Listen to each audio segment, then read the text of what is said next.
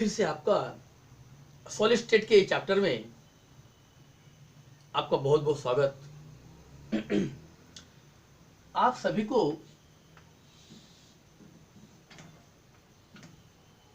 मालूम है हमारे ionic solid, molecular solid, metallic solid ये हो गया। अब इसका क्रिस्टलाइन सॉलिड का लास्ट टॉपिक है कोवैलेंट सॉलिड। ये कोवैलेंट सॉलिड होता क्या है? तो जैसा हमने बोला था मेटेलिक सॉलिड में एटम्स ऑफ द मेटल, यहां हमको बोलना पड़ता atoms of the non metal. और crystalline solid in which the atoms of non-metal are held together by means of strong covalent bond,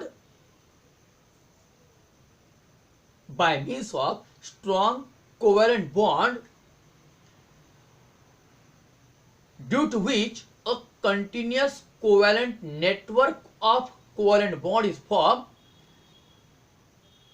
due to which a giant three-dimensional structure is formed, that is called as covalent solid। मतलब जहां पे constant जो particles है वो atoms of the non metal है और यहां they are held together by means of the strong covalent bond. ये कंटिन्यूअस कोवैलेंट बॉन्ड बनते जाते जिसकी वजह से उसको एक giant three dimensional continuous covalent network form आ जाता है।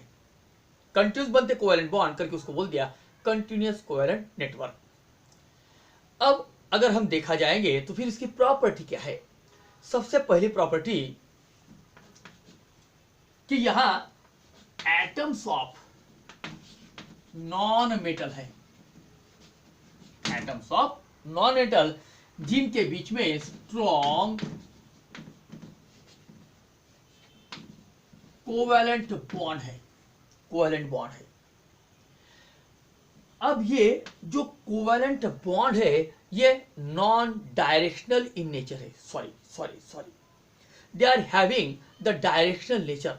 Metallic bond non directional nature, this is having the directional nature.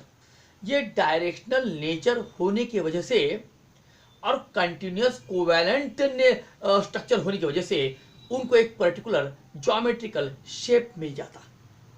Means due to the strong covalent bond, continuous network of covalent bond, they are having a particular geometrical structure.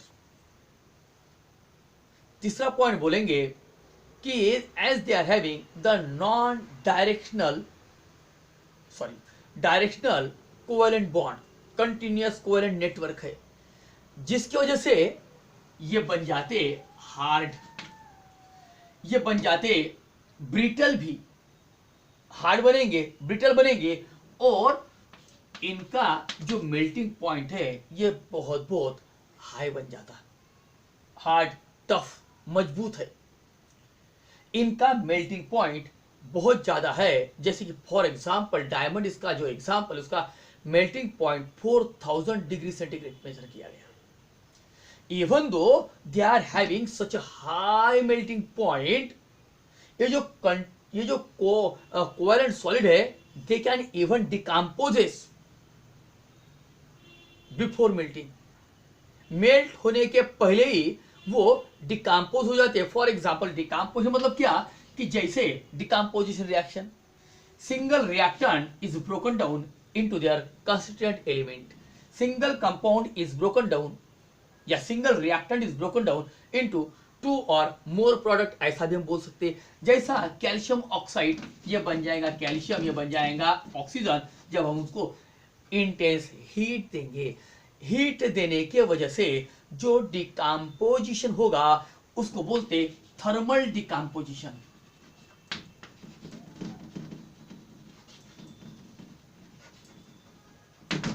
इसको बोलते thermal decomposition. Electric current से अगर होगा तो उसको बोलेंगे electrical decomposition. मतलब ये कि this covalent solid having such a high melting point that when we supply heat to them, melt होने का तो रह गया, वो इतना ज्यादा हीट हमने उसको दे दिया कि वो मेल्ट होने के पहले ही थर्मल डिकम्पोज हो गए। इतना ज्यादा उनका हायर मेल्टिंग पॉइंट रहता due to the continuous covalent network present in them. फिर और एक बात, यहां हम बात करेंगे इलेक्ट्रिकल एंड थर्मल कंडक्टिविटी की।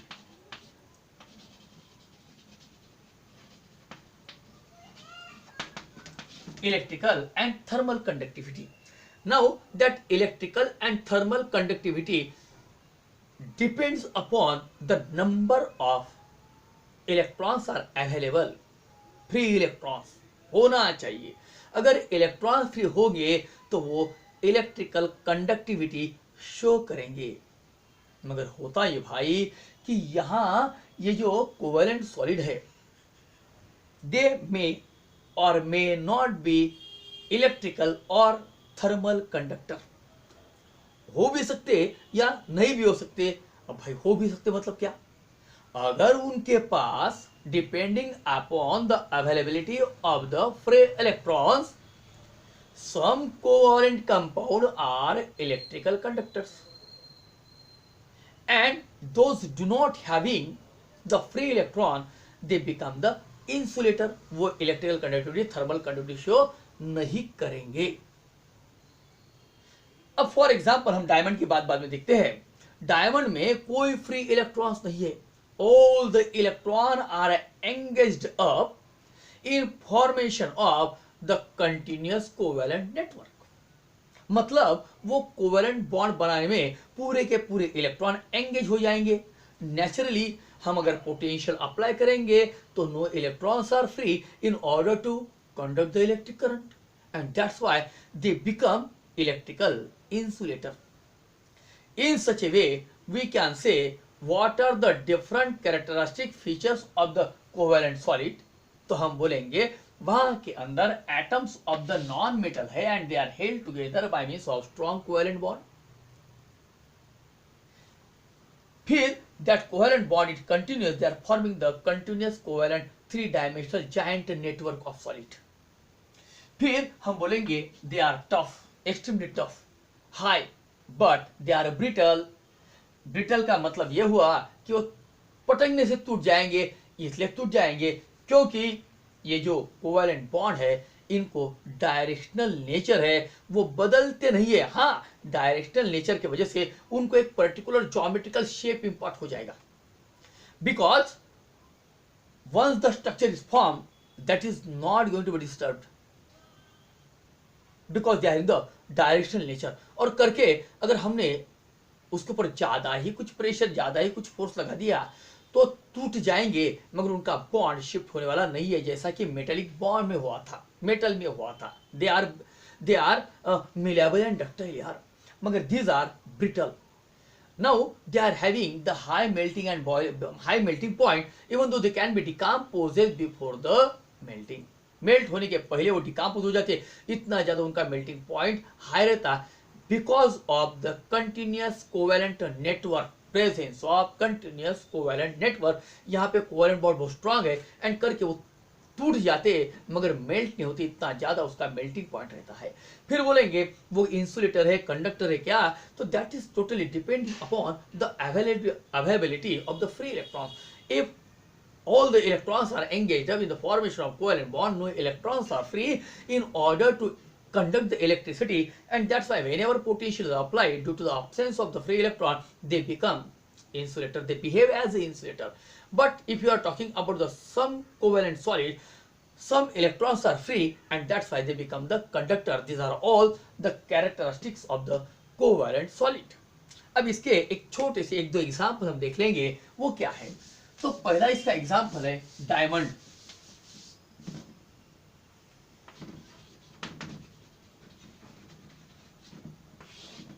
डायमंड ये एक प्रेशियस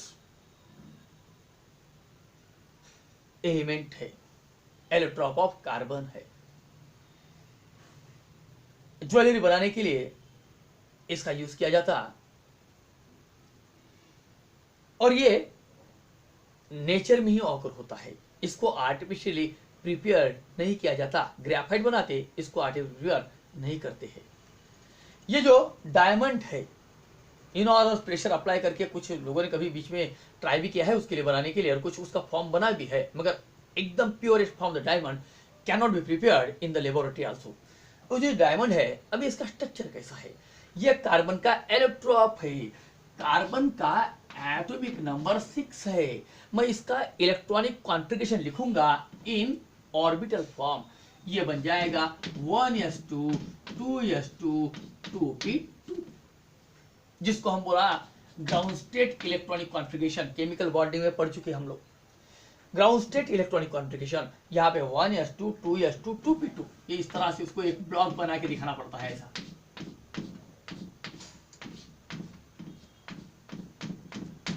दो इलेक्ट्रॉन है, यहाँ दो इलेक्ट्रॉन है। ग्राउंड स्टेट तो बताएगा ये दो ही बॉन्ड बना सकता, क्योंकि इसके पास सिर्फ दो ही अनपेड इलेक्ट्रॉन है। मगर फिर आया था एक एक्साइटेड स्टेट इलेक्ट्रॉनिक कॉन्फ़िगरेशन। उससे बोला था कि in excited state that carbon absorbs some excitation energy from the surrounding, and due to which the electron which are situated in the lower orbital they get promoted to the higher orbital, and इस तरह से इधर का electron यहां चले जाता तो ये बन जाता इस तरह से। मतलब ये एक्साइटेड स्टेट में बन गया 1s2 और ये 2p3। नाउ दूसरा प्रोसेस आता हाइब्रिडाइजेशन का। बोले hybridization, mixing and recasting of pure atomic orbital of same atom having nearly same energy. Definition बता रहा हूं हाइब्रिडाइजेशन क्या है, थोड़ा सुन लो ध्यान से। Mixing and recasting of pure atomic orbital of same atom having nearly equal energy to form new set of equal number of hybrid orbital which are identical in all the respect, that is shape, size and energy. Now, as they are retaining their own electron, they perform a definite orientation in space to have the minimum repulsion and maximum symmetry among them. This is the complete definition of the hybridization.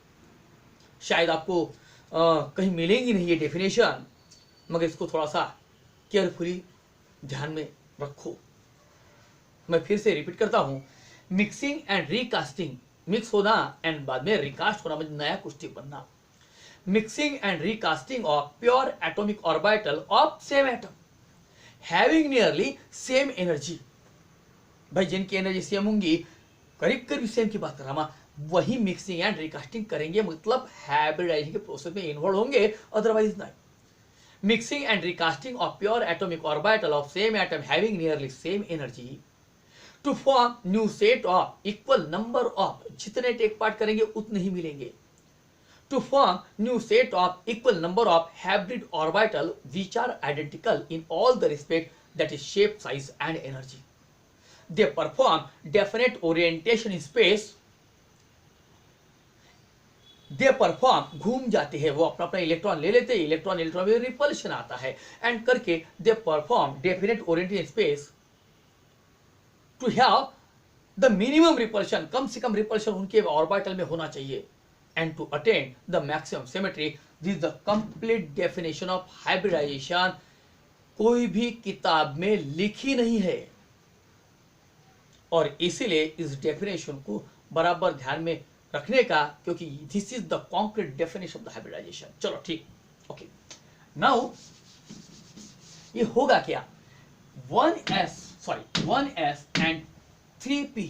देखो भाई, एक yes है and 3p है, या ऐसा 1s and 3p, इस तरह से ये 3p, इनका हो जाएगा मिक्सिंग एंड रिकास्टिंग। मिक्स होना और उसके बाद में कुछ तो भी नया बनना, उसको बोलते रिकास्ट होना। Mixing and recasting. अब कितने orbital taking part in the hybridization? 3 and 1, इसके 3 ऑर्बिटल p के और इसका 1, ये आप अपने इलेक्ट्रॉन ले लेंगे बाद में। हाँ, तो हमको 4 हाइब्रिड ऑर्बिटल मिलेंगे, क्योंकि जितने pure atomic orbital are taking part in the hybridization, in that proportion we will get the hybrid orbital. जब मिक्सिंग हो जाएगा, मैं इसको s ऑर्बिटल, इसको p ऑर्बिटल बोल रहा हूं अभी, मगर once they get mixed and recast again, तो नया कुछ तो बनने वाला है। वो नया क्या बनने वाला है? तो that is called as the hybrid orbital.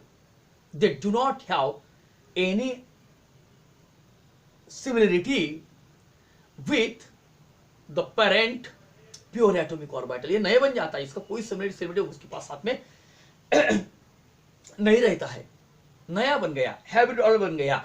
जितने टेक पार्ट करेंगे प्रोसेस ऑफ हाइब्रिडाइजेशन में, उतने ही हाइब्रिड ऑर्बिटल मिलते हैं। यहाँ पे 1 और ये 3, तो कुल मिला के 4 pure atomic orbitals are involving in the process of hybridization. तो we will get 4 hybrid orbital. अब क्या होता, जैसे फॉर एग्जांपल मैं यहां बता देता हूं, ये s ऑर्बिटल सपोज, और ये 3 p ऑर्बिटल 1 2 एंड 3, इनका हो गया मिक्सिंग एंड रिकास्टिंग।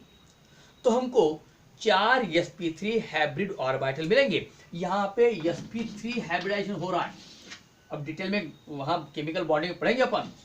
ये sp3 हाइब्रिड के 4 sp3 हाइब्रिड हो रहा है, क्योंकि 3 p के और 1 s का, इनका मिक्सिंग एंड रिकास्टिंग हुआ करके अपने को 4 sp3 हाइब्रिड ऑर्बिटल मिल गए।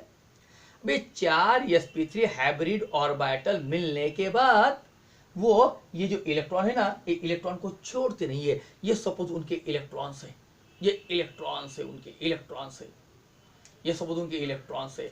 तो क्या होता, जब ऐसा गुच्छा बन जाता, a bunch of that hybrid orbital was form, as they retaining their own electron, ये इलेक्ट्रॉन, ये भी इलेक्ट्रॉन, ये भी इलेक्ट्रॉन, तो इनके बीच में फोर्स ऑफ रिपल्शन हो जाता, वो अपने आप को रिपेल करते भाई। और जब वो रिपेल करेंगे तो वो इस तरह से एक स्ट्रक्चर बनाते हैं। ये इसको बोलते tetrahedral structure. sp3 hybrid orbital number 1 2 3 और 4 सबके अंदर एक सिंगल अनपेयर्ड इलेक्ट्रॉन है। तो each carbon atom in diamond undergo sp3 hybridization to form 4 sp3 hybrid orbital.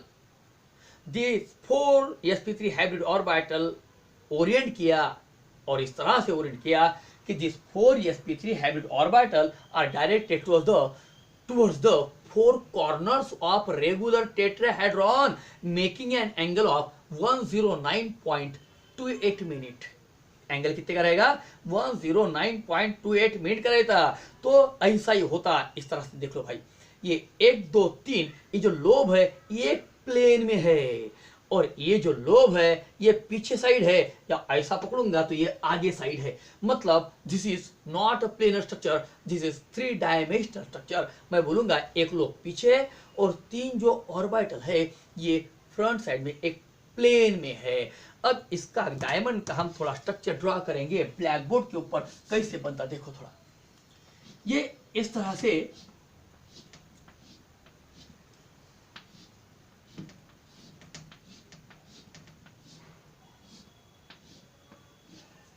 Honeycomb type बन जाता है।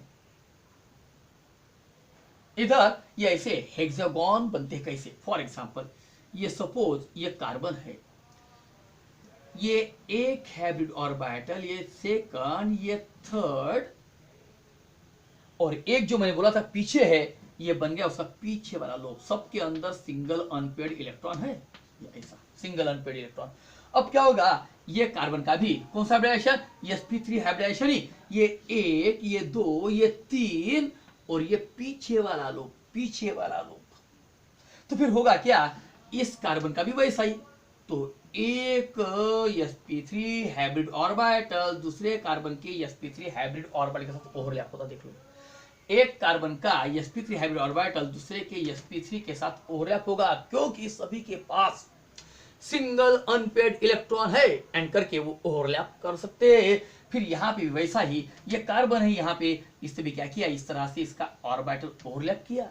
तो ये ऐसा टू डायमेंशनल स्ट्रक्चर के साथ साथ ये जो पीछे वाले लोब है,